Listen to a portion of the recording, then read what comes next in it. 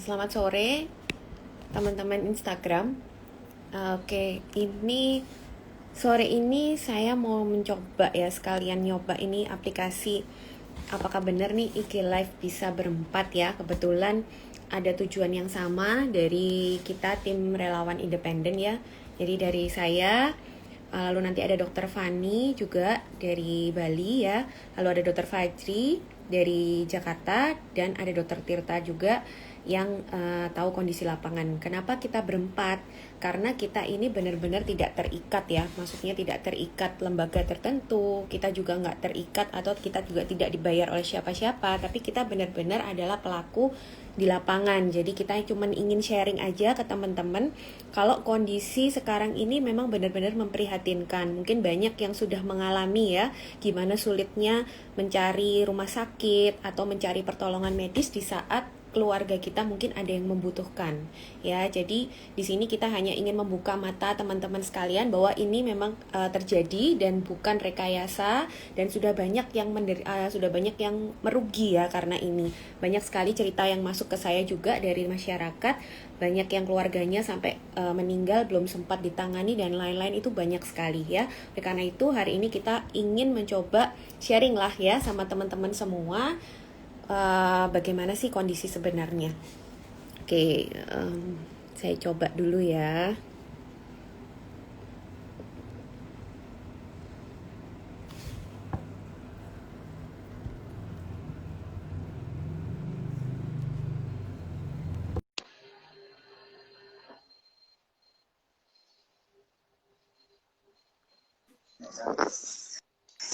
Sebentar ya. Halo, Dokter Fani. Halo. Halo, Dokter Fajri. Iya. Oh, bisa nih bertiga. Bisa. Mantap. Oke. Dok, izin saya ke belakang dulu ya, Dok ya. Ada ngambil obat sebentar. Oke, oke, Sebentar ya, oke. Dok ya. Oke, oke. Yang penting udah bagus. Siapa? Oh, iya ya. Berarti beneran ya, Dok ya? Ini bisa berempat berarti. Bisa. Bisa berempat kok. Ini Dokter di Tirta Tirta udah mana? masuk belum? Dokter Tirta mana? Iya, Dokter bisa Tirta dong ini. masih itu katanya, masih ngerokok katanya. Katanya bentar lagi nyusul katanya gitu. Jujur banget lagi. Oke. Iya. Ini udah paracetamol di dalamnya ya? Oh iya. Iya. Oke. Informasi. Halo, Gimana Dokter. kabarnya, Dokter Ning? Halo, Dokter Fani, Dokter Fajri. Apa Halo, kabar? ada. Baik, baik, baik. Semua sehat ya? Alhamdulillah Ya, sehat. astaga. Thank you, Dok, udah diundang sore ini. Jadi kita bakalan curhat sekaligus ngedukasi ya, Dok ya. Ya, gimana dok, kita mau ngobrol apa Oh, nih? tadi jatuh. Mungkin sebelumnya kita perkenalan diri dulu ya, Dok ya. Terutama yang belum kenal. Kalau Dokter Ning itu adalah dokter spesialis penyakit dalam. Kayaknya perlu nggak sih saya perkenalkan ulang? Jadi di Surabaya ya, Dok ya, banyak sangat concern dan juga rajin banget untuk edukasi. Kemudian juga ada Dokter Fajri di Jakarta dan satu lagi Dokter Tirta di mana-mana.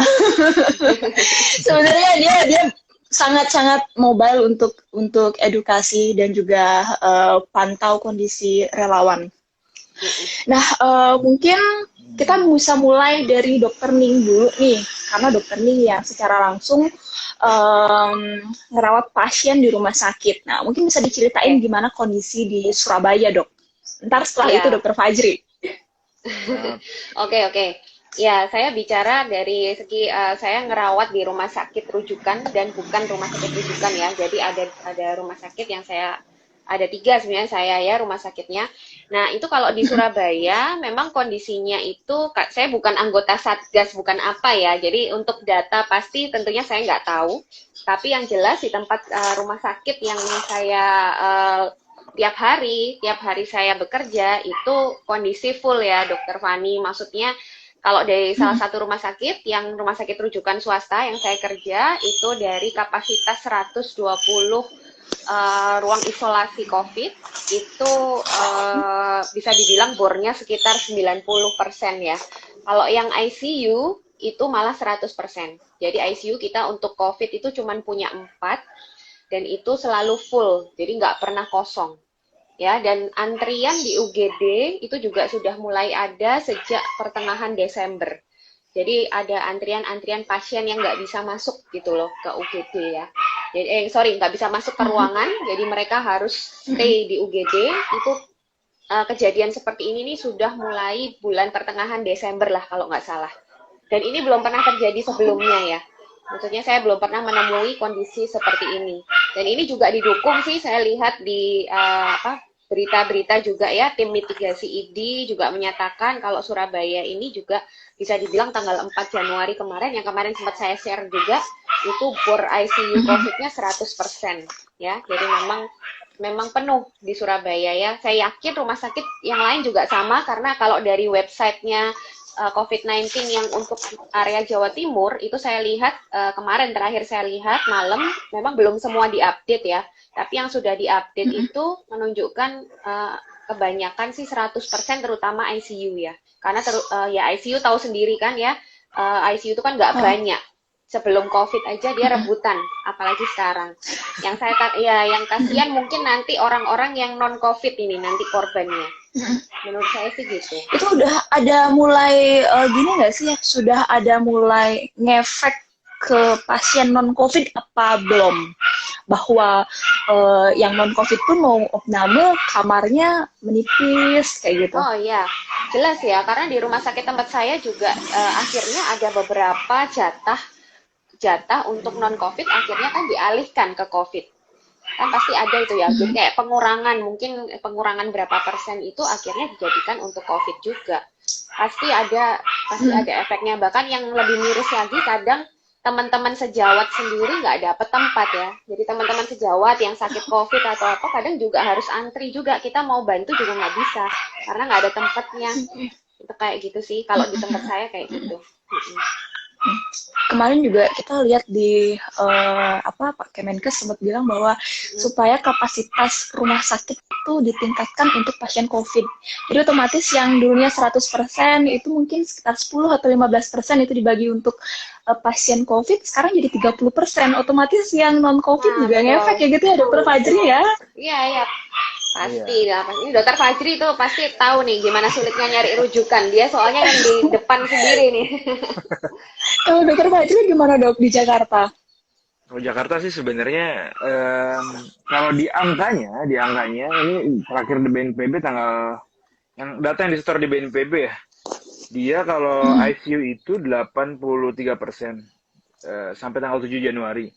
Kalau isolasi itu 87%, kalau ICU itu 83 ya. 83 betul, per 7 Januari. Jadi 2 hari yang lalu segitu. Tapi memang pada kenyataan kan susah. Ini kan sebenarnya realitanya tidak semudah itu. Backgroundnya sih kenapa sih kita ngomongin ini? Karena orang nih COVID meningkat, nakes banyak korban gitu. Ya tidak hanya nakes ya gitu. Korban meninggal pun kan juga banyak.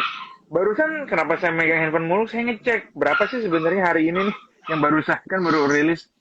Yang meninggal ada 124.000, nambah lagi kan 182. Hari ini kita sedang berduka ada tragedi Sriwijaya Air ya kalau nggak salah ya. Yes. Kemungkinan 62 orang. Kita sangat berduka betul gitu. Tapi jangan lupa kita harus berduka juga ada 24.000 gitu saudara kita meninggal yang diakibatkan oleh berkaitan dengan COVID deh, berkaitan dengan COVID. Nah ini statementnya harus clear gitu, karena orang banyak nggak percaya kan, itu hanya di COVID-kan saja gitu, rumah sakit penuh bohongan saja. Itulah kenapa kita mengadakan live ini, supaya memberikan informasi kepada, mungkin abis ini kan di posnya ada ribuan orang yang akan nonton gitu. Kenyataannya bagaimana? Di Jakarta full. Iya. Di Jakarta full, datanya itu kan 83%. Tapi kenyataannya susah nyarinya. Kenapa susah nyarinya? Karena kemarin saya dapat kasus stroke. Kemarin tuh stroke, kita nggak tahu ini COVID apa enggak. Kan dia datang tengah malam, jam 10 malam. Ini realita aja deh gitu yang saya alami. 10 malam tidak sadarkan diri, GCS-nya jelas dia turun gitu. Kemudian saturasi Kesadarannya kesadarannya turun. Lalu kemudian eh saya mencari rujukan kan untuk mau ngapain, tapi sesak, katanya sesak gitu. Jadi kan kita kan ada cuma nanya rapid test antibody aja nih. Ini negatif. Rapid test antigen kan belum tengah malam tuh belum bisa lah gitu. Ya udah, dan kita kan nggak bisa ronsen layanan primer. Akhirnya susah nyari rujukan itu sampai 14 jam. Akhirnya dapat. Kita telepon berulang-ulang, cuman 14 jam, dan itu ya prognosisnya bagaimana ya? Batang otak pons kok setelah di CT scan itu memang pons, memang stroke di pons gitu. Itu realita. Nah, ada lagi kemarin gitu, sama mirip gitu. Entah kenapa stroke banyak. Saya mencurigai sebenarnya ada kaitannya dengan COVID ya, cuma kita belum punya datanya aja gitu. Ya. Jadi sama mirip kayak gitu, tapi keluarganya menolak. Jadi udah dirujuk nih kan, udah dirujuk. Sebelum dirujuk tuh udah dijelasin, Bu, ini bakal ditempatkan di IGD COVID karena pada sesaknya, sama-sama sesak, nafasnya cepat gitu, karena rumah sakit kan harus clear ke dokternya. Jadi ini juga sekali kan menerangkan kepada masyarakat, bukannya semua orang COVID kan, enggak. Ada kecurigaan tertentu yang mana harus dibuktikan dulu bahwa seseorang ini bukan COVID penyebabnya gitu, atau atau dia punya COVID deh di tubuhnya gitu. Karena kalau dia punya COVID bisa outbreak tuh kelarin. Itu susah dong. Rumah sakit memang ini pastikan dulu bukan COVID, karena bed COVID kita penuh, karena bed itu susah banget. Akhirnya ada satu rumah sakit rujukan juga di Jakarta, Dok, ini bisa dirujuk, tapi kita harus stay di rumah, di IGD khusus COVID. Nanti di ronsen, lalu di swab, sampai terbukti tidak COVID, baru masuk ke dalam. Akhirnya keluarganya menolak. Dan meninggal. Mendalam. Kematian. Karena stroke kematian. Artinya, separah itu padahal udah muter-muter banget ya rumah sakit. Jadi meninggalnya itu probable ya dokter ya. Ada gejala tetapi belum bisa dibuktikan. Sudah masuk ya.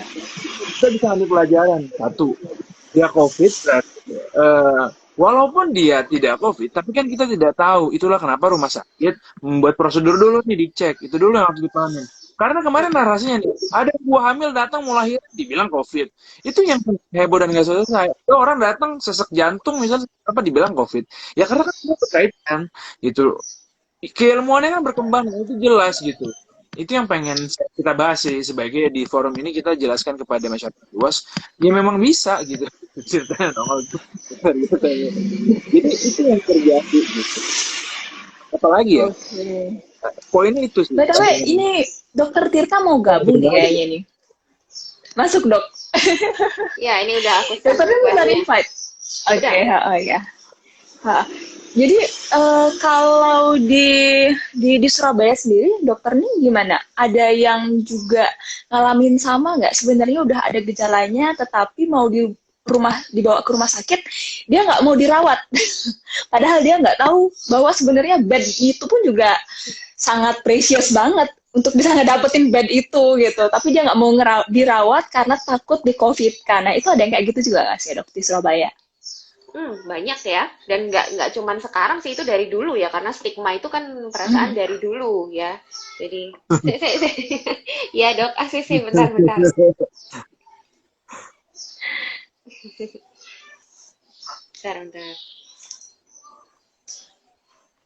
Dari dulu ada sih Dokter Fani. Nah, ini dia nih. Hai. Assalamualaikum. Salam. Pinky banget di belakang, Dok. Ya. Oh iya benar. Sehat, Dokter Tirta. Yo, Assalamualaikum. Saya baru tahu live Salam. 4. Akhirnya bisa. Iya. Oke, kita lagi sharing-sharing nih, Dok, tentang pengalaman di lapangan.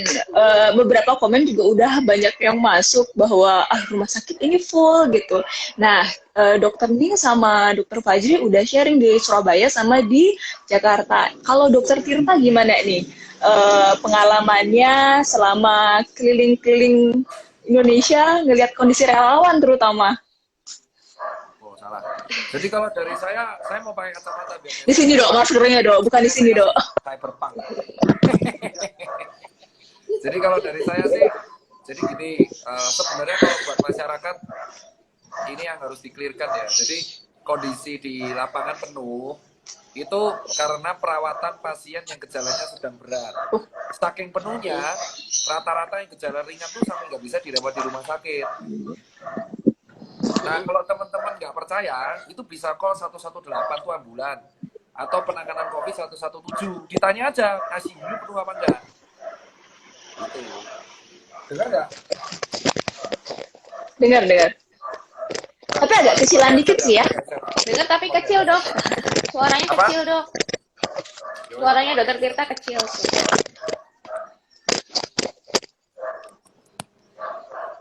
Nah, nih. Halo. Nah, jadi gini, Ya. kalau buat rumah sakit itu tuh yang penuh itu bukan karena gejala ringan, tapi rata-rata gejala sedang atau berat. Nah, terus kok bisa penuh? Karena fasilitas kesehatan kita itu masih Jakarta sentris. Jadi yang gede itu Jakarta. Nah, karena kita gagal menahan mobilisasi masyarakat, sehingga akhirnya COVID merata nih di semua kabupaten dan kota mana di Indonesia. Padahal fasilitas kesehatannya di kota-kota daerah belum selengkap Jakarta, apalagi ICU dan ruang isolasi. Nah, karena dan itu kan pasien tidak hanya karena COVID, ada juga pasien-pasien lain yang harus masuk ICU. Apa sih akibatnya? Nah, kalau misal ICU itu penuh, kalau ada orang gagal jantung atau kena meningitis atau kena SIRS atau dia kena DB yang tahap akhir atau kena cancer yang harus perawatan atau kena gagal ginjal. Nah, yang terjadi adalah orang-orang seperti ini kan nggak bisa masuk ICU. Akibatnya akibatnya kita bisa mengakibatkan pasien meninggal di perjalanan. Nah, makanya bed occupancy ratio ini terlalu penuh. Akibatnya makanya dicegahlah pemerintah membuat PPKM. Cuman kebanyakan istilah juga. Jadi kalau ditanya rumah sakit penuh, terus ada isu pengcovidan. Nah, ini buat masyarakat. Satu, kalau nakes mengcovidkan, saya nggak bakal jadi tukang cuci sepatu. Saya bakal punya Ferrari 10 dan itu yang pertama. Kedua, satu perawatan COVID itu 2 minggu, ya, dan itu gunain ventilator kalau ICU. Kalaupun sedang, dia 2 minggu. Dan itu kontrolnya tiap hari, gitu loh. Nah, sekarang kalau misal kita mengcovidkan orang, itu akan membuat beban rumah sakit tambah banyak. Lah kan rumah sakit cair duitnya. Loh, enggak. COVID itu yang ditanggung oleh pemerintah itu yang punya BPJS ataupun yang di rumah sakit pemerintah. Kalau rumah sakit swasta rata-rata nggak ditanggung. Enggak. Atau yang kerjasama ya. Enggak. Iya. Makanya kemarin Pak Menteri sendiri Nggak semua rumah sakit. lagi Zoom dengan ARSI, yaitu Asosiasi Rumah Sakit Swasta Indonesia. Karena bed penuh, harapannya ARSI bisa membantu. Nah, berarti kan kita tahu ngapain kita mengcovidkan orang. Kita nggak boleh mengcovidkan orang. Gitu. Iya, betul. Lagian kalau mengcovid kan harusnya kan nggak nolak-nolak pasien ya. Ini sekarang hampir banyak rumah sakit yang menutup IGD loh. Ya, jadi IGD itu ditutup itu karena benar-benar udah nggak bisa nampung lagi. Kalau misalnya kita memang mau mengcovidkan pasien, ngambil keuntungan dari situ, harusnya kita buka aja, ya kan? Ngapain kita tutup-tutup juga? Nah, yang sehat-sehat gitu. sekalian dimasukin ya dok ya. Nah, ya boleh itu sekalian. Jadi, Jatuh lagi. jadi itu yang pertama. Itu yang pertama. Terus yang baru pertama nih, yang kedua, saya sih nggak peduli lagi isu pengcovidan. Tetapi yang kedua ini, yang paling kita pentingkan itu adalah soal kenapa sih kok sampai nolak pasien itu? Karena ada triase. Jadi gini, di triase ini kan kita mengutamakan yang kritis, ada merah, ada kuning, ada hijau, ada hitam. Kalau hitam tuh datang dalam keadaan meninggal. Cuman kalau probable COVID, kalau ada orang meninggal dadakan itu harus di swab. Itu emang perintahnya SOP, berarti bukan kita mengcovidkan. Misal ada orang, kecuali dia bisa dipastikan kecelakaan. Kan itu standar yang masih revisi 5 kayak gitu kan dok? Ya. Iya. Pasiennya datang Bener ya dokter nih kan ya. dadakan, ya kan? Pasien yang meninggal dadakan, non kecelakaan harus diswab. Emang itu prosedurnya, bukan kita yang mengcovidkan. Yang kedua, yang berikutnya adalah triase yang merah itu kalau kritis tapi kemungkinan hidupnya masih ada. Nah ini yang dapat ICU, ruang isolasi. Yang berikutnya yang hijau, kalau hijau tuh masih bisa jalan. Makanya kalau gejala ringan OTG disuruh isolasi mandiri 10 hari di rumah. Hari ke-10 swab lagi atau kenapa kok 10 hari? Karena rata-rata inkubasi virus itu 4-5 hari, di hari ke-10 dia udah tidak kemampuan untuk infeksiusnya berkurang. Nah, yang kuning ini yang agak riskan. Kuning ini yang sering ketolak. Jadi dia gejalanya sedang tapi anak muda. Nah, dirawat di Wisma Atlet penuh. Dirawat isolasi penuh. Nah, inilah yang akhirnya kerjasama. Hotel-hotel yang kerjasama itu juga. Hotelnya juga penuh, makanya akhirnya kerjasama dengan RSI. Oke, untuk memperluas kapasitas kita untuk melayani ya dok ya. Betul. Kalau terkait dengan meninggal kemudian di COVID kan itu gimana dok? Kriteria meninggal COVID. Mungkin siapa nih mau sharing dulu? Kalau tadi aku tadi udah Yang jelasin. langsung ngerawat dokter Ning. Dokter Ning Ada itu- nggak? Tapi kan setahuku kan Bagaimana ada- kriteria kematian COVID? ada revisinya itu kan udah, pokoknya orang meninggal dadakan orang kecelakaan harus di swab. Jadi bukan di COVID kan. Benar gitu nggak dok? Dilengkapi dokter Ning aja nih. Ya, intinya itu kan dari WHO pun ya dok ya, sebenarnya itu kan probable COVID pun itu harus dicatat kematian sebagai COVID sebenarnya ya. Cuman justru di Indonesia ini malah nggak dijadikan satu, nggak masuk kalau nggak salah ya. Mungkin nanti Dokter Fajri juga tahu ya. Jadi harusnya itu memang sudah ada tata caranya gimana pelaporan kematian karena COVID. Nah, probable COVID itu harusnya memang masuk ke kematian karena COVID. Karena itu kan gejalanya sudah mengarah, tapi mungkin swab-nya belum sempat dilakukan yang pertama. Atau mungkin yang kedua swab-nya negatif. Tapi swab negatif sekali kan tidak menyingkirkan diagnosis. Kalau memang kecurigaannya memang ke arah COVID gitu loh.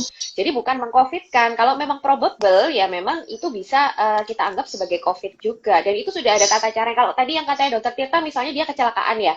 Kecelakaan tapi ternyata diperiksa tidak ada tanda-tanda COVID, ya penyebab kematiannya bukan COVID gitu loh. Tapi kalau swab-nya, meskipun swab-nya positif ya, tapi kalau misalnya dia kematiannya benar-benar tidak ada tanda-tanda pneumonia misalnya ya, tidak ada tanda-tanda pneumonia, tidak ada tanda-tanda COVID, ya penyebabnya bukan COVID-nya. Tapi kalau orang yang jelas-jelas sakitnya barusan nih, misalnya baru berapa hari, terus gejala paru-parunya juga khas ya, memang mengarah ke COVID, lalu dia meninggal, swab-nya positif ya, itu kan udah bisa kita sebut kalau penyebabnya ya memang COVID. Itu sudah ada sebenarnya di WHO tuh jelas banget sih pembagiannya. Mungkin Dokter Fajri tahu. Ya dok, gitu kan ya? Iya betul, jadi sebenarnya kita harus meluruskan nih, nggak semudah itu juga menegakkan COVID, dan untuk dapat klaim duit COVID itu nggak semudah itu. Kita kan udah diskusi juga sekarang sama ahli-ahli hukum, Dokter Dewa, bagaimana, bayangin nih, misalnya satu pasien COVID di ICU, itu kan misalnya ada yang biayanya sampai 300 juta tuh. Sekarang yang bayar misalnya siapa nih, Kemenkes gitu, atau Kemenkeu, siapapun itu yang bayar. Mungkin nggak ngeluarin duit 300 juta cuma tanda tangan doang? Ya nggak mungkin, itu banyak prosesnya pasti, ada verifikator resminya, ada verifikator, mungkin dia kalau lewat BPJS dia pasti diverifikasi lagi, jadi nggak bakal sembarangan. Sekarang gini, misalnya ada nih netizen gitu atau siapapun yang curiga nih, kok keluarga saya meninggal karena DM, tapi kok dibilang COVID, silahkan adukan kepada pihak yang terkait, siapapun, misalnya ke Bareskrim kayak atau ke gubernur kayak ke siapa, silahkan diadukan, supaya isu kayak gini tuh nggak berulang lagi. Karena kan dokter itu menegakkan diagnosis itu tidak hanya dari PCR doang gitu. Misalnya nih contoh case kemarin saya dapat lagi pasien, dia parunya khas banget, ARDS ya. Jadi sesek banget, itu di ronsen ARDS pas di rumah sakit rujukannya, terus meninggal misalnya. Swabnya belum keluar, terus dia khas ARDS, perburukannya cepat dalam waktu beberapa hari. Terus gimana di era COVID ini? Ya itu kita bisa bilang itu adalah sangat probable COVID-19 gitu. Apalagi kalau misalnya di rumah sakit lebih canggih lagi, ada CT scan-nya, ada HAS, ada GGO. Bahkan di salah satu paper kan disebutkan bahwa ground glass appearance itu lebih kuat sugestifnya dibandingkan PCR, apalagi PCR plus GGO misalnya. Ya udah itu COVID, bisa kita bilang adalah COVID. Gitu sih, Dok. Oke, ya. Kemarin juga sempat diangkat ya sama narasi bahwa data yang meninggal dengan kecurigaan COVID itu sebenarnya pelaporannya lain dan angkanya beda sama data yang meninggal benar-benar sudah terkonfirmasi. Jadi sebenarnya kalau kita cuma melihat data yang sedang terkonfirmasi itu udah, kalau misalnya itu memang dites positif dan terbukti positif, sebenarnya angka itu udah didiskon banyak, gitu nggak sih? Setuju nggak dok? Iya, iya. Betul. Setuju banget. Betul. Probable soalnya nggak dimasukkan selama ini kan. Betul. Jadi kalau Bali gimana dok? Nah, ini nih kebetulan kena juga nih, saya harus menjawab. Dari tadi nanya-nanya mulu. Tadi ada banyak juga yang komentar tentang Bali ya. Jadi ya kebetulan diundang sama Dokter Ning, sekaligus saya juga akan mengangkat beberapa isu di Bali. Nah kalau soal kondisi rumah sakit, data seperti yang tadi disampaikan oleh Dokter Fajri, kita nggak bisa nyampein dok, karena kita di website official yang di pemerintah itu infocorona.baliprof.go.id itu memang tidak dicantumkan berapa kapasitas rumah sakit atau tempat tidur khusus untuk COVID dan juga ICU khusus untuk COVID. Jadi itu memang hanya nakes yang tahu. Maksudnya kalaupun misalnya ada data atau isu ada, jadi kalau misalnya dengar dari teman-teman atau ngelihat di antrean dulu, pernah nih satu rumah sakit sampai tutup UGD-nya dan orang kalau yang non-COVID itu dilayani di parkir, ada loh kayak gitu. Nah isu-isu itu ada dan hal itu juga ada. Antrean di puskesmas sampai nunggu full rumah sakit belum bisa dibawa ke rumah sakit itu ada, tapi itu bukan data official. Yang data official yang biasanya saya posting di feed saya itu adalah rekapan dok, rekapan yang kami copy paste, kemudian kami rekap harian sehingga terbentuk data-data awal pandemi sampai sekarang. Dan mungkin teman-teman sempat lihat postingan yang kayak ini nanti ya. Jadi ini tuh kayak kasus aktif. Kasus aktif itu kan adalah kasus yang sedang dirawat ya dok ya.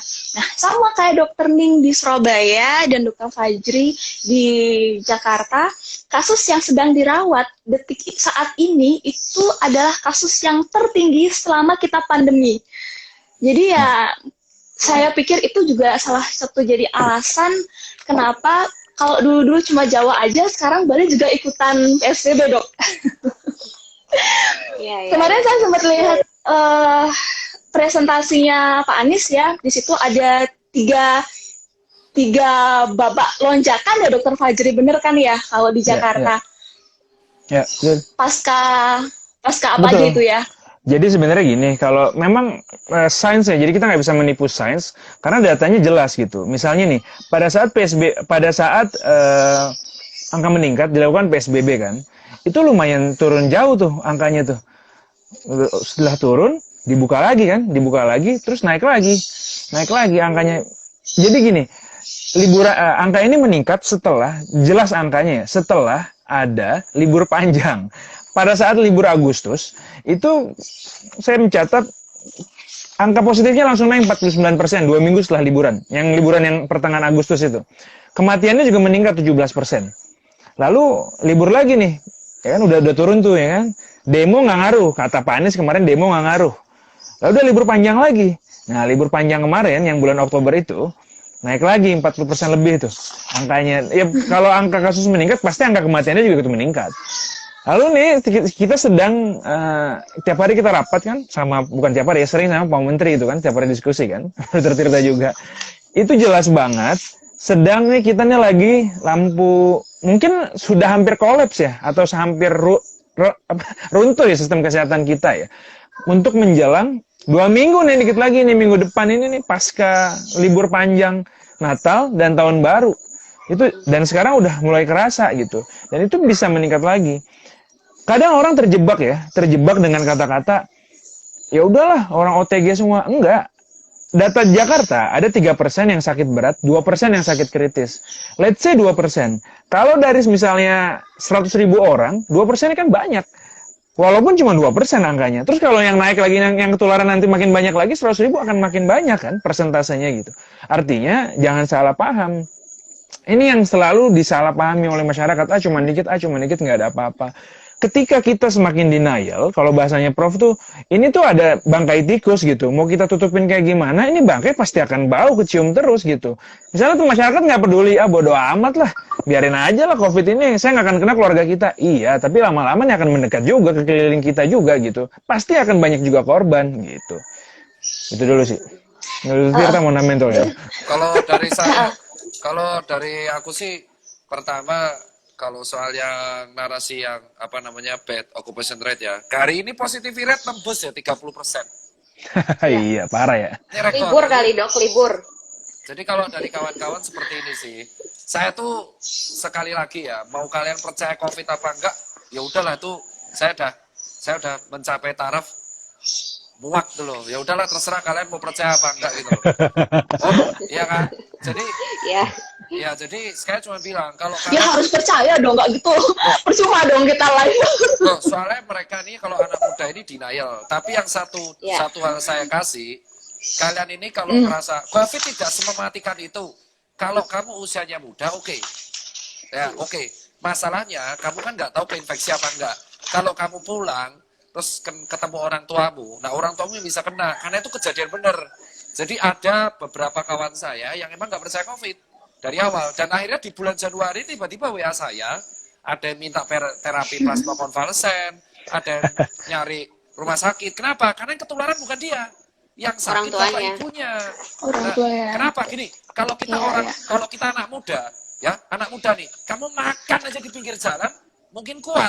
Coba kamu ajak orang tuamu, bisa mencak mereka itu. Nah, jadi di sini kita bilang, COVID ini itu emang nggak kelihatan, 0,15 mikron, 0,15 mikron. Ya, Kalian yang betul. anak muda, mungkin kalau kena gejalanya mungkin ringan, sedang, atau mungkin nggak bergejala. Tetapi kamu bisa menularkan atau menjadi super spreader ke ibumu, bapakmu, atau anakmu, atau saudaramu yang mungkin ringkeh gitu loh. Nah, yang ringkeh ini itu di Indonesia banyak, Bos. Kenapa? Gizinya nggak cukup, imunnya nggak cukup, ada yang kena hipertensi. Nah, ini yang orang tuh merasa sok kuat. Loh, saya tuh pernah dengar kasus sendiri. Ada di sebuah daerah, ya, tapi saya nggak bisa sebut. Ini benar realita. Warganya tuh nggak takut COVID. Terus, kita kan sebagai nakes penuh nih rumah sakit. Kita ingin mencari sebuah hotel untuk menjadi isolasi mandiri. Ya kan? Kita pilihlah hotel yang dekat kampung ini. Karena kita mikir, toh kampungnya nggak takut COVID, gitu kan. Tahu yang terjadi? Kampungnya demo, Nolak. Bos. Nah, terus saya bilang dong ke jubir kampungnya, loh kamu kan nggak takut COVID. Nah ini kan di hotel 100 meter. Ya kami takut. Loh kamu yang bener takut COVID apa enggak? Kalau nggak takut ngapain aku pesan hotel di samping situ kalian kelabakan. Sampai ada satu yang emang dia katanya nggak takut COVID. Tapi rumahnya dipasang seng. Itu ada. Nah jadi dari sini apa? Denial kita itu adalah sok kuat. Sok kuat denial kita. Tapi ketika circle kita mulai kena, kita mulai panik. Itu yang terjadi sekarang. Jadi saya menyoroti yang rumah sakit penuh ini itu terjadi akibat satu. Jujur kita komunikasi publik yang buruk. Buruk banget emang. Karena komunikasi antara pemerintah pusat dan daerah nggak sinkron. Contoh Pak Koster. Pak Koster dari bulan Maret sampai bulan Desember nggak bilang apa-apa soal COVID. Arak Bali. Tiba-tiba bulan Januari bilang, Pak Koster itu angka kematian Bali gimana? Kok meroket? Dia bilang, itu rumah sakit yang COVID kan? Loh, berarti kan nggak kompak. Padahal Dinkesnya klarifikasi bahwa itu udah kasus bulan Agustus, Pak. Nah, kan nggak ribet. Komunikasi publik yang buruk membuat masyarakat menjadi antipati. Nah, problemnya trust issue. Sekarang rumah sakit sudah penuh, fasilitas kesehatan penuh. Problemnya buat masyarakat. Kalau kalian masih care sama sekeliling kalian, ya monggo, jaga diri kesehatan masing-masing. Mau kerja monggo, mau apa monggo. Ya, cuman jagalah kesehatan masing-masing. Paling nggak cuci tangan pakai masker apa susahnya. Itu kalau dari saya. Tapi kalau kalian masih ada yang nggak percaya super COVID kan, ya ini saya bilang, di rumah sakit yang dirawat itu gejalanya berat. Ringan sudah di hotel atau isolasi mandiri. Nggak percaya, telepon 118 atau telepon 117. Tanya ICU-nya di Jakarta atau Bandung full apa enggak. Itu aja kalau nggak percaya. Udah. Oke, Ya, betul. semangat banget nih dokter Dirta. Tapi BTW memang kita kalau saya sih hanya menyoroti dari data aja ya dok ya. Kalau di Bali kenapa kami dari komunitas Sadar Sehat itu selalu ngasih data terutama tentang kasus aktif. Kasus aktif itu kan sekali lagi adalah kasus yang sedang dirawat. Supaya teman-teman yang lagi sehat-sehat itu tahu bahwa ya ampun di rumah sakit udah penuh nih. Jangan-jangan di luar rumah sakit itu sebenarnya udah mekacaukan banget, udah berantakan banget kasusnya gitu. Itu juga di tempat lain juga seperti itu. Karena apa? Karena data itu penting banget untuk pengambilan keputusan. Benar kan dok ya? Jadi kalau sama kayak kita dokter, kalau misalnya pasiennya udah punya gejala kencing manis, udah banyak makan, banyak minum, kemudian loyo, nggak bisa bangun segala macem gitu ya, apalagi sampai borok-borok, udah ada tanda-tanda ke arah ke situ. Kemudian kita cek gula darahnya, kita periksa, sebenarnya gula darahnya 500 gitu, tapi kita bilang 100, kita anggap normal, nggak usah, jangan bilang-bilang gitu. Apakah diagnosisnya tepat? Apakah pengobatannya tepat? Kan enggak ya dok ya, jadi under terapi jadi pasiennya kayak gitu. Jadi gimana bisa sembuh kalau kita denial sama kondisi kita yang saat ini. Jadi ya itu dia, benar-benar supaya apa istilahnya teman-teman juga melek data. Saya menyorotnya kalau di Jakarta tadi Dokter Fajrin menyorotnya ada 3 ya dok ya, dari surveillance-nya. Puncaknya kalau di Bali itu ada 4 dok. Jadi yang pertama itu di awal bulan Juli itu kita flashback ya karena daya ingat orang mungkin agak kurang ya. Sempat dari awal Juli itu sempat jadi peningkatan kasus menjadi 900. Itu naik 30% di saat liburan seperti apa yang Pak Menkes bilang ya. Biasanya kalau setiap habis liburan pasti naik. Nah, itu juga sempat terjadi di kami di Bali. Kemudian kematiannya dari 13 naik jadi 50. Kemudian kenaikan kasus berlanjut lagi di bulan September itu mencapai 1.359. Itu naik 70% dokter.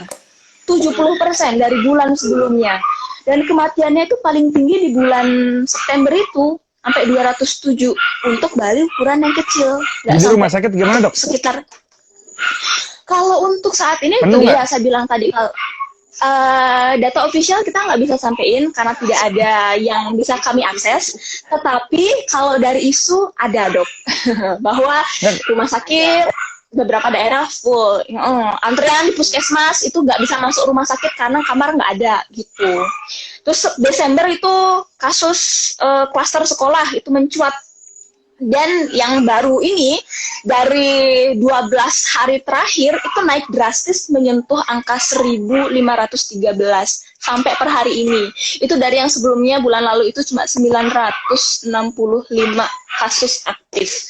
Nah, bayangin aja kalau misalnya 30%-nya OTG, 20%-nya dari itu ringan, kemudian yang 2% kritis, kemudian 5%-nya itu butuh ICU yang berat gitu kan ya. Itu kita mau rebutan rumah sakit, mau rebutan kamar kayak gimana kan kasihan gitu. Jadi, ya betul dok. Sebenarnya kita harus seimbang narasinya ya. Jadi kita tuh sebenarnya kayak gini tuh bukan nyalain masyarakat juga enggak, tapi kita mengajak masyarakat inklusif ya bahwa bukan nakut-nakutin ya dok iya, ya, tapi betul. kita bawa faktanya. Ayo kita obati sama-sama. Iya, ini penyakit kita bersama gitu. Iya, ini tanggung jawab kita bersama gitu. Jadi kalau pemerintah dituntut nih, pemerintah nih nggak beres. Jadi kan saya lihat tuh banyak yang komen, pemerintah nggak beres nih. Gagal nih, kacau nih, nggak jelas. Ya udah, kita juga harus turut ambil bagian dalam penanganan pandemi ini. Kalau kita nggak bisa nge-swab, ya kita siapa gitu, misalnya masyarakat, ya turutlah gitu. Jangan turut meningkatkan korban gitu. Jangan nularin kepada sesama keluarga. Minimal itu dulu deh. Karena jelas nih, kalau di Jakarta angkanya jelas 40% kasus yang terjadi itu karena klaster keluarga di rumah. Jadi kalau di rumah santai-santai, nongkrong-nongkrong, pulang nularin anak, istri, atau bapak ibu di rumah gitu. Itu jadi sama-sama bareng nih. Karena mau gimana pun ceritanya, mau Anda bilang saya nggak percaya COVID, saya nggak peduli COVID, kopat, ya. Dr. Ning tuh setiap hari tuh pusing tuh ngadepin kayak gituan. COVID ini tidak lelah ngadepin kita. Mungkin kita dalam kondisi yang lelah sekarang ya. Pandemic fatigue ya. Tapi COVID ini, virusnya itu nggak lelah nyerang kita sampai kita ya korban banyak banget gitu, sampai benar-benar rumah sakit kolaps atau dokter banyak yang makin kacau, makin meninggal lagi. Ya dia nggak akan lelah nyerang kita. Jadi kalau bukan kita yang bela nih, yang berusaha nih, nggak selesai gitu. Pemerintah tetap ningkatin. Kita kan sering lihat ya diskusi bareng nih, tracingnya ditingkatkan dan lain-lain. Tapi juga masyarakat itu juga ikut bareng-bareng nih. Vaksin boleh kita andalkan, tapi butuh waktu lama kan, 15 bulan sampai 2 tahun mungkin masih lama. Takes time vaksin itu. Jadi ini bareng-bareng deh gitu. Jangan merasa bahwa ini ditolak-tolak, bukan. Ini tuh memang susah kayak gini kondisinya di Jakarta. Bukan di Jakarta sih, di berbagai tempat. Gitu. Gimana di Surabaya kayaknya masih merah berapi-api sih, Dok. Gimana Dok Surabaya? Surabaya ini Mungkin lucu, ada Dok. solusi, dokter. Enggak, Surabaya ini kemarin malah menolak PSBB loh. Tapi ya nggak tahu ya itu datanya dia dapat dari mana. Tapi kenyataannya di lapangan itu penuh gitu loh. Cuman pemerintahnya ya denial seperti yang Dokter Tirta bilang tadi. Jadi malah nggak mau PSBB. Ini gitu. Tapi kalau saya ingin nanya sih sama Dokter Tirta juga nih. Dok, menurut dokter kalau PSBB ini masih efektif nggak sih? Bahwa kalau saya jelas PSBB ini efektif kalau bagus, tapi ada syarat ya. Satu, istilahnya ganti-ganti. Saya udah bilang ke KSP ya, PPKM, PSBB, AKP, apalah itu, intinya itu sebenarnya lockdown tipis-tipis, kelihatan itu. Itu yang pertama. Iya. Terus yang kedua adalah, sebenarnya yang salah itu penerapan jam malam di corona. Salah. Loh kenapa? Karena kalau jam malam itu kan sebenarnya jelas dia nyasar tempat hiburan malam. Ya kalau nyasar tempat hiburan malam, panggil aja pengusaha tempat hiburan malamnya. Selesai masalah. Nah, yang jadi masalah adalah COVID ini tuh beredar 24 jam. Bukan takut sama jam. Jadi kalau mau ngatur kerumunan di COVID, itu sasarnya apa? Perkampungan. Perkampungan RT dan RW. Kan nggak mungkin kita PSBB. Ya berarti apa? Aktifkan kader kesehatan di perkampungan. Nah kalau cuma razia nggak kelar. Karena razia protokol itu beda sama razia SIM. Yang kedua, kalau kita kalau yang perlu diatur itu adalah apa? Bandara, terminal, stasiun, pasar. Nah, seperti itu. Jadi kalau kita tuh membuat jam malam jam 7, itu malah ngebuat tambah rame. Loh, kok bisa? Contoh nih. Saya melihat sendiri curhatan teman saya warung stick. Dan dia tuh pakai CCTV. Dia biasa tutup jam 9. Selama tutup jam 7 kemarin, itu terjadi penumpukan pemesanan dari jam 5 sampai jam 7. Kroyok-kroyok. Karena apa? Pengunjungnya tetap, tapi jamnya lebih dikit. Nah ini yang jadi masalah adalah corona itu nggak takut jam malam. Makanya yang lebih bijak adalah alih-alih kita membuat jam malam, WFH aja cukup, tetapi kita membatasi aktivitas warga, edukasi di tempat publik. Tempat publik itu apa sih?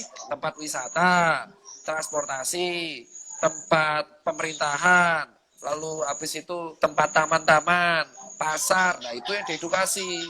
Nah kalau kita nyasarnya cuma restoran tuh sekali nongkrong 50 orang.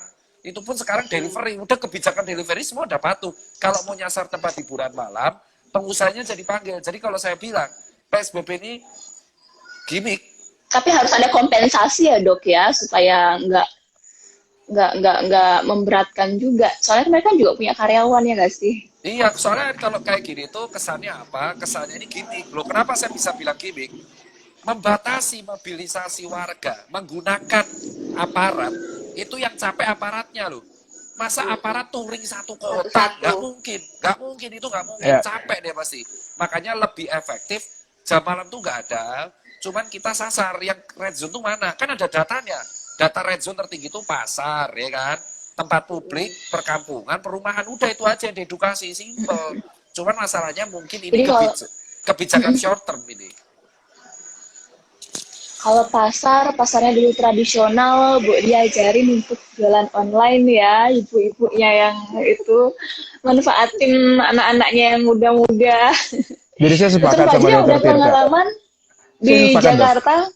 Soalnya tadi ada ngefek nggak sih PSBB? Nah diceritain dok, apa rasanya setelah PSBB? Apakah kasus menurun apa tidak? Ya, sebenarnya saya sepakat dengan Dokter Tirta bahwa ketika bikin regulasi, tapi juga masyarakatnya harus harus bareng-bareng sadar juga.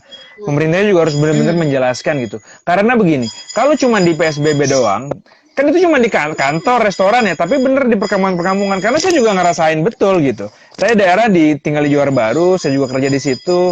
Itu tuh malam tuh udah kayak waktu itu saya ngecek tuh nggak ada apa-apa, kayak nggak ada COVID gitu. Jadi rame banget gitu. Saya juga nggak ada protokol kesehatan. malam waktu itu ada pasar malam, ada apa. Itu jam 11 malam, jam 12 malam ke atas. Contohnya gitu, maksud saya, ketika ini PSBB, ekonomi kan jatuh banget gitu. Tapi kalau masyarakatnya juga tidak ikut nurut juga, tidak bareng-bareng juga nih, nggak paham juga gitu loh, nggak ada keselarasan antara, artinya ekonomi jatuh, COVID-nya nggak turun juga nanti, begitu. Memang kalau data sebelumnya itu jelas, ketika ada PSBB, nanti 2 minggu sampai sebulan kemudian itu turun. Angkanya pasti turun gitu, rumah sakit juga pasti turun gitu. Cuman kita lihat nih, ketika orang udah mulai lelah, mungkin sekarang kondisinya akan berbeda. Orang udah mulai lelah soalnya, mau di PSBB kalau misalnya orang udah jenuh lelah ya, dia nggak akan nurut juga gitu. Artinya bareng-bareng yuk nih gitu, biar paham gitu. Ini tuh demi tujuan bersama, mau cepat selesai nggak? Walaupun memang nggak tahu ya selesainya kapan. Gitu sih. Tuh, dokter Tirta habis ini kayak divaksin ya dok ya? Gimana dok masalah vaksin dok? Jadi gini, ada beredar saya bakal divaksin di istana itu salah ya. Saya itu dari awal terdaftar di Dinas Kesehatan Sleman sebagai relawan Sleman. Cuman saya diperbantukan ke pusat. Nah, Dinas Kesehatan Sleman itu dari hari Minggu udah ngasih surat ke saya. Kamu mau nggak vaksin ntar ikutan di Sleman untuk edukasi sekalian. Jadi vaksin ini saya mau terima asal keluar EUA-nya. Ya kalau udah keluar nggak apa-apa. Jadi proseduralnya emang nunggu EUA halal, baru nanti diberikan ke masyarakat. Nah, nanti saya vaksin itu live. Saya akan siarkan secara Instagram live, dari unboxing, dari buka dan kawan-kawan. Dan saya udah tanya dokter Dirga juga. Jadi, kenapa sih, kalau saya sih setara vaksinasi ini kan masih 3 juta dosis. Jadi kalau saran saya emang ini diutamakan untuk nakes dan orang beresiko. Apakah dokter Tirta nggak takut? Loh, kan sudah dijelaskan secara ilmiah. Efikasinya kan kita ambil cerminan ya, efikasi yang paling mirip sama Indonesia itu Brazil. Dia 13.000 subjek, 78%. Tapi bukan berarti efikasi, wah berarti dia efektifnya cuma 78. Enggak. Cara ngitungnya enggak kayak gitu. Cara ngitungnya 100% kurangi 78, kurang 22. Nah ini kemungkinan yang jadi berat. 22 dipersentasekan lagi pakai rasio. Nah dari situ ternyata kalau Sinovac ini bisa 5 kali mencegah kita untuk terjadi perburukan. Itu gunanya vaksin. Nah, vaksin ini harusnya digunakan untuk semua pihak. Mau dia pernah COVID, mau enggak. Cuman, di jurnal pun dijelaskan, harusnya kalaupun dia pernah COVID, dia pakai vaksin juga. Tapi karena dosisnya terbatas, diutamakan untuk orang sehat dan beresiko. Sementara yang sudah pernah kena dan bergejala, itu mereka dianggap punya imunoglobulin G. Berarti dia punya antibodi alami. Sementara kita belum. Nah, dok, kalau saya OTG gimana dok kalau divaksin? Nah, kalau OTG divaksin nggak masalah, karena jurnal pun mengatakan OTG divaksin juga nggak masalah. Karena dia kan tidak terinfeksi. Nah, yang kelihatan bergejala udah pernah positif, itu dan ada gejalanya, ya udah nggak usah divaksin, nggak apa-apa. Nah, dok, screeningnya gimana? Ada inklusi dan eksklusi, dikeluarkan oleh PAPDI, Persatuan Penyakit Dalam. Ya, dan itu ada 16. Kalau poin-poin minimal maksimalnya mencapai, berarti nggak bisa divaksin. Itu caranya. Nah dok, kalau nanti nakes kena komorbid, nggak kena dok. Ya dicek dulu komorbidnya apa. Kalau komorbidnya sesuai dan termasuk eksklusi, ya berarti nggak bisa. Nah, Pak Joko Widodo tuh usianya 59 tahun 4 bulan. Eksklusinya 60 tahun. Untung loh, ada 4 subjek, saya tanya BPOM, 4 subjek itu usianya 59 tahun 8 bulan. Jadi Pak Jokowi masih masuk kriteria inklusi. Oke. Dokter Ning, baru kemarin ya siaran sama Dokter Dirga, mungkin yang ketinggalan bisa dikasih poin-poin pentingnya nggak sih dok untuk nambahin atau iniin Dokter Tirta tentang vaksin COVID? Banyak yang komen tentang vaksin soalnya. Iya, oke. Kalau dari kemarin sih Dokter Dirga itu prinsipnya kalau misalnya vaksin itu sudah mendapatkan izin dari BPOM, itu artinya sudah aman ya, udah aman dan efektif. Jadi tidak perlu meributkan merek apa aja, tapi yang penting yang sudah tersedia ya kita pakai gitu. Yang penting sudah ada, tadi Dokter Rita bilang sudah ada izin dari BPOM. Nah, selama belum ada izin ya memang tidak boleh disuntikkan ya, karena kan kita nggak tahu itu aman atau tidak ya. Tapi kalau sudah ada izin dari BPOM ya kita harusnya sih dukung ya, karena vaksin juga salah satu cara juga untuk membantu kita flatten the curve ya, jadi menurunkan kurva itu tadi. Karena ini kan karena kurvanya terlalu tinggi, orang yang sakit bersamaan terlalu banyak, akhirnya kan nakes atau fasilitas kesehatan jadi kewalahan ya. Jadi dengan adanya vaksin, seperti kata Dokter Tirta lagi, bisa mengurangi resiko terjadinya COVID berat. Artinya mengurangi beban rumah sakit juga nantinya gitu. Jadi poinnya sebenarnya itu ya. Intinya kita nunggu izin. Kita nunggu live-nya Dokter Tirta juga nanti. Dokter nih, fansmu banyak tuh, katanya mirip BCL tuh loh, fansmu banyak tuh, fansmu. Ya ini ad hominem biasa. Oke. Mau dibahas tentang ini nggak, Dok? Kriteria inklusi vaksin. Aku ada, Banyak kayaknya yang nanya ini. Iya, Iya, boleh tuh. bisa tuh. Boleh. aku ada 16 tapi harus quit dulu dari Siapa? ntar. Aku harus Atau kita